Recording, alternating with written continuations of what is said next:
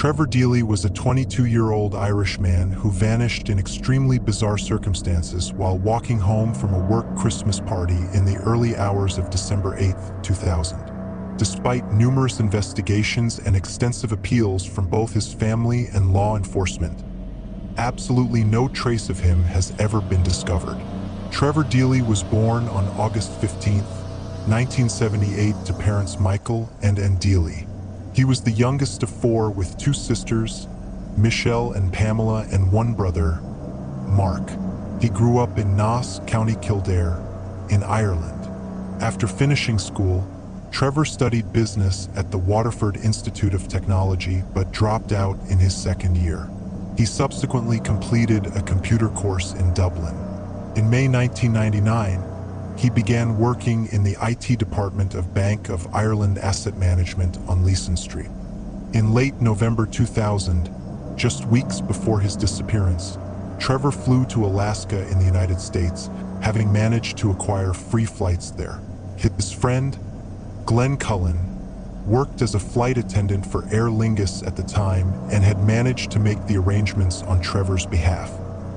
He went over to see a girl that he had met in Dublin during the summer while she was holidaying in Ireland. Glenn later stated, "Trevor traveled from Dublin to Los Angeles, and then, as far as I am aware, he got a connecting flight straight on up to Anchorage.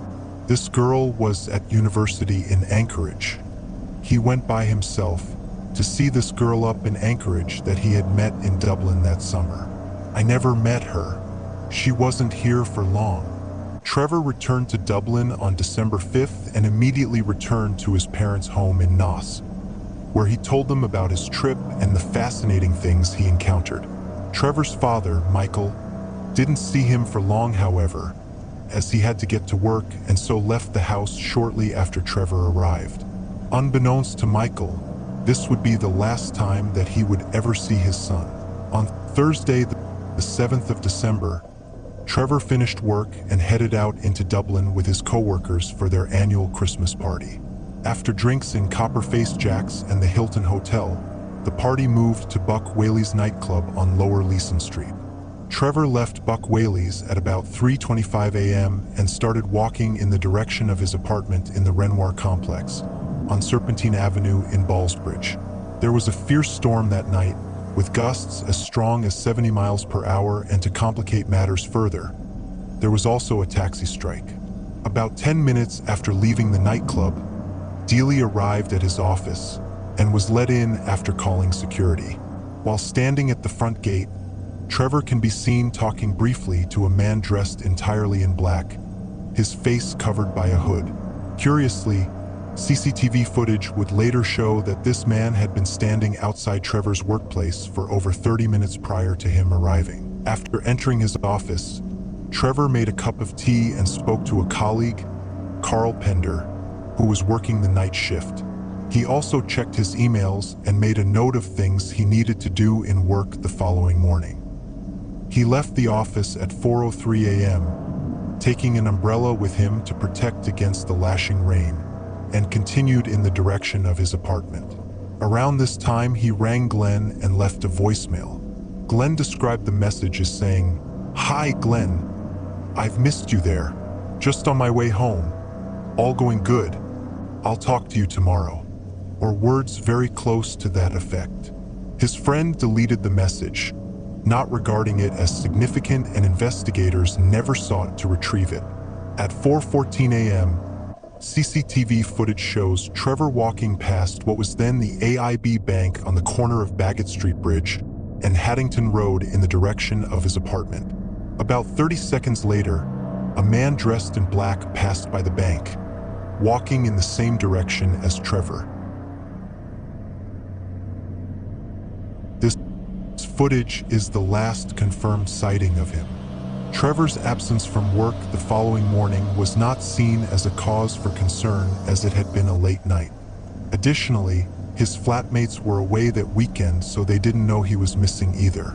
Only when he failed to show up the following Monday were alarm bells raised. His work informed his family, and after ascertaining that nobody had spoken to Trevor that weekend, they reported him as a missing person. Trevor's sister stated that she had attempted to call him several times over the weekend and that although he hadn't answered, his phone had rung out. Over the following days, Trevor's family and friends put up hundreds of posters, handed out thousands of leaflets, and went from house to house and business to business, inquiring if people had seen him. His friends were eventually able to obtain the CCTV footage used in the investigation. Detective SGT Michael Fitzgerald, who worked on the case from the beginning, stated, "I've never worked on a case where the family were so proactive. Unfortunately, the delay between Trevor being last seen and reported as missing meant that vital time was lost. Additionally, the entire area in which Trevor was last seen had been thoroughly cleaned in preparation for a presidential visit from Bill Clinton on December 12th, meaning any possible evidence was destroyed. The Garda Subaqua team searched the River Dodder and the Grand Canal but did not find anything. They were unable to drain the Grand Canal Basin as it would affect the structural integrity of the surrounding buildings. 2 Gardai traveled to Alaska to speak to the girl who Deeley had traveled over to see before his disappearance. Deeley's sisters also traveled to Alaska separately for the same purpose, but these trips produced no useful tips or leads. In December 2016, a new investigation was opened. The following April, enhanced CCTV footage was released, leading to the announcement by Gardai that they believed that the man dressed in black seen behind Trevor on the Haddington Road footage was the same man that he spoke to outside his office. That same month, a €100,000 reward was offered for information. In August 2017, Gardai began a search of a 3-acre secluded area in the Dublin suburb of Chapelizod, about 8 kilometers from where Trevor was last seen. A police informant alleged that Trevor was murdered on the night of his disappearance by a Crumlin-based criminal known to Gardai. This gang was involved in the drugs and prostitution trade in the area where Trevor disappeared and had been investigated for the murder of Sinead Kelly in June 1998. The informant said that Trevor and his alleged murderer had not known each other and it was a chance encounter. Although a gun and drugs were found during the search, investigators concluded that they were not related to the case, calling the site a stash area for criminals. The search was called off in September, and Gardai said at the time that they had not found anything that would assist them in the case. In December 2023, Trevor's brother Mark said that the video of Deeley on Haddington Road, walking past the AIB bank, had been digitally enhanced, and Gardai had determined that there was nothing suspicious about the movements of the man in black who was seen walking along the footpath approximately 30 seconds behind Deeley. The man seen in the video had been traced and interviewed and was no longer a person of interest, and was not the same man who had spoken to Deeley outside his office earlier in the night. The man seen outside Trevor's office has never been identified and remains a person of interest. Curiously, extended CCTV footage from outside the AIB bank shows that around 60 seconds after the hooded figure was seen following Trevor, a girl is also captured walking in the same direction. Approximately 90 seconds after the girl was seen, a couple also walked past the bank. It had been believed that due to the heavy rain that night, the streets were empty and so Trevor was alone, with the exception of the hooded man following him.